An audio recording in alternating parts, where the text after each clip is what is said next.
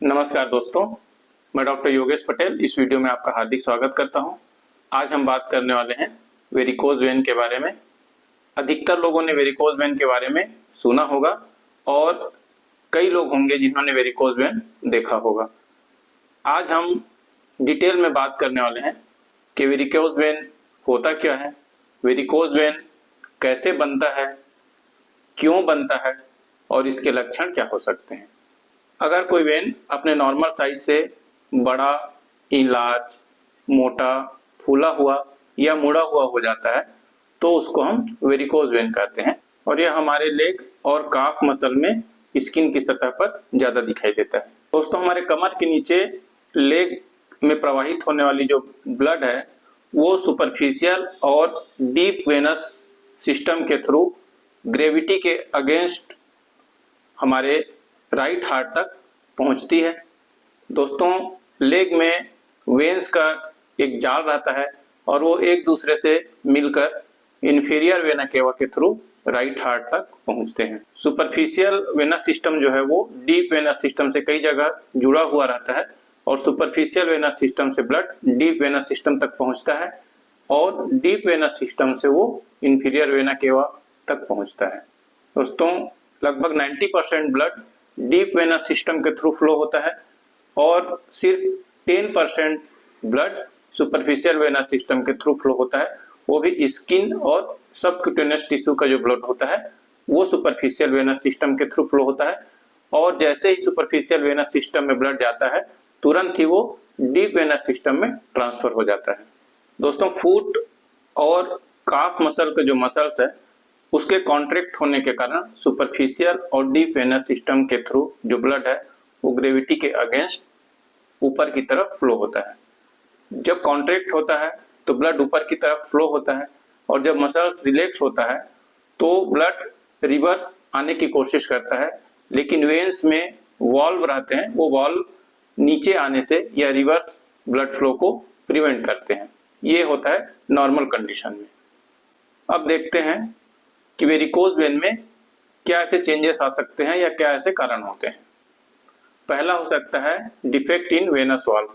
अगर हमारे वेन के वाल्व में डिफेक्ट होता है, वेन का वाल्व जो प्रॉपर क्लोज नहीं होता है या नीचे की ओर मुड़ जाता है तो जो ग्रेविटी के अगेंस्ट ऊपर की ओर ब्लड फ्लो होता है, रिलैक्स कंडीशन में वो ब्लड फ्लो नीचे आने लगता है। दूसरा हो सकता है मसल्स पंप फेलियर। तो इसके कई सारे रीजन हो सकते हैं। एक तो हो सकता है कि ओल्ड एज में मसल्स वीक हो जाता है। दूसरा हो सकता है कि मसल्स में कुछ ऐसे डिफॉर्मिटी आ जाए। तीसरा हो सकता है स्ट्रोक के कंडीशन में अर्थात पैरालिसिस के कंडीशन में मसल्स प्रॉपरली पंप नहीं कर सकते हैं। कई ऐसे डिजीजेस हो सकते हैं जिन बीमारियों में या जिन डिजीज में मसल्स रिलैक्स हो जाते हैं और लंबे समय तक उनको as it is bedridden रहना पड़ता है। कुछ न्यूरोमस्कुलर चेंजेस हो सकते हैं जिसके कारण मसल्स प्रॉपर काम नहीं करता है। कुछ ट्रॉमा या इंजरी हो सकता है जिसके कारण लंबे समय तक मसल्स को एक ही पोजीशन में रिलैक्स रहना पड़ता है। तीसरा हो सकता है वेनस रिसर्कुलेशन।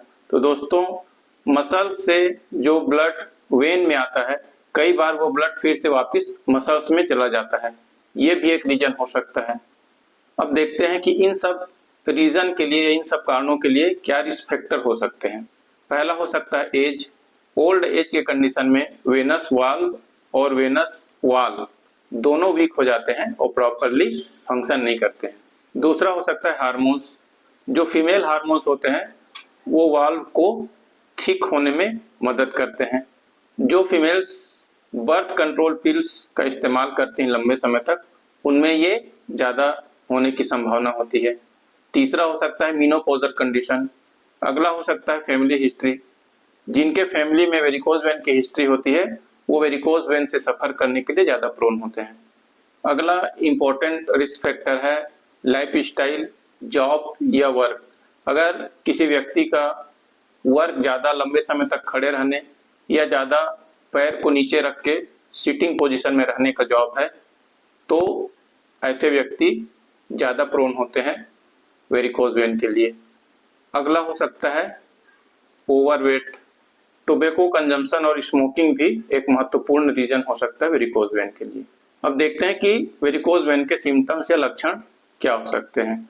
पहला है बल्जिंग वेन। जो वेन है वो फूला हुआ, मुड़ा हुआ, थिक रस्सी के जैसा ब्लू कलर का अधिकतर दिखाई देता है।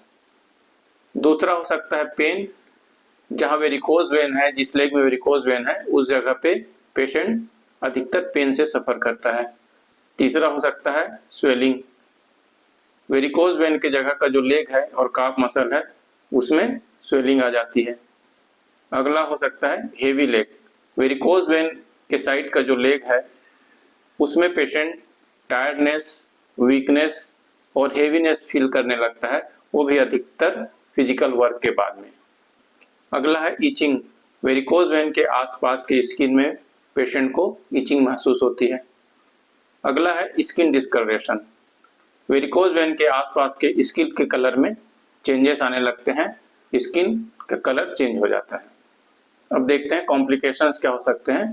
तो मेन कॉम्प्लिकेशंस इसमें है कि वेरिकोज अल्सर बन जाता है, ब्लीडिंग होने लगती है, क्लॉट्स हो जाते हैं। नेक्स्ट है ट्रीटमेंट। तो सबसे पहले हम देखते हैं कि वेरिकोज वेन से बचा कैसे जा सकता है। तो सबसे पहले तो अगर हमारा वर्क स्टाइल ऐसा है या फिर हमारा लाइफ स्टाइल ऐसा है कि हमको खड़े होकर ज़्यादा देर काम करना पड़ता है या सिटिंग पोजीशन में काम करना पड़ता है, तो हम एक ही जगह बहुत लंबे समय तक बैठे या खड़े ना रहें, थोड़ा मूवमेंट करते रहें, थोड़ा चेंज करते रहें अपने प्लेस को। रेगुलर हल्का एक्सरसाइज करते रहना चाहिए। बहुत लंबे समय तक स्टॉकिंग वगैरह का यूज नहीं करना चाहिए। अब देखते हैं वेरिकोज वेन के लिए होम्योपैथी मेडिसिन क्या क्या हो सकते हैं। दोस्तों, ट्रीटमेंट के लिए पहले भी वीडियो में हमने देखा है कि अगर किसी भी ऑर्गन में इरिवर्सिबल चेंजेस हो गए हैं तो उसको उसके नॉर्मल कंडीशन तक लाने में दिक्कत होती है। लेकिन अगर चेंजेस रिवर्सिबल है अर्थात वो नॉर्मल कंडीशन में आ सकती है तो आसानी से उसको क्योर किया जा सकता है। तो होम्योपैथी में arnica, calcarea carb, carbo veg, fluoric acid, hamamelis, lycopodium, pulsatilla, zincum met जैसी दवाइयां हैं जिनके सेवन से वेरिकोज वेन में काफ़ी आराम मिलता है और रिवर्सिबल कंडीशन में अगर चेंजेस हैं, पैथोलॉजिकल चेंजेस अगर रिवर्सिबल हैं, तो वेरिकोज वेन से राहत भी मिल जाती है, क्योर भी हो जाता है। दोस्तों, होम्योपैथी में वेरिकोज वेन के अलग अलग कंडीशन के लिए अलग अलग दवाइयाँ हैं। जैसे वेरिकोज वेन में अगर ब्लीडिंग हो रही है तो उसके लिए अलग मेडिसिन है। अगर वेरिकोज अल्सर बन गया है उसके लिए अलग मेडिसिन है। साइट के आधार पर भी अगर काफ मसल्स में वेरिकोज वेन है, लेग में वेरिकोज वेन है, उसके लिए अलग दवाई है। अगर वेरिकोज वेन का नेटवर्क मैप के जैसा बन गया है तो उसके लिए अलग दवाई है। तो ओवरऑल और वेरिकोज वेन के लोकल लक्षणों के आधार पे होम्योपैथी मेडिसिन का सिलेक्शन करके दवाई का सेवन करने पर वेरिकोज वेन क्योर हो सकता है। दोस्तों, उम्मीद है कि आपको वीडियो पसंद आई होगी। धन्यवाद।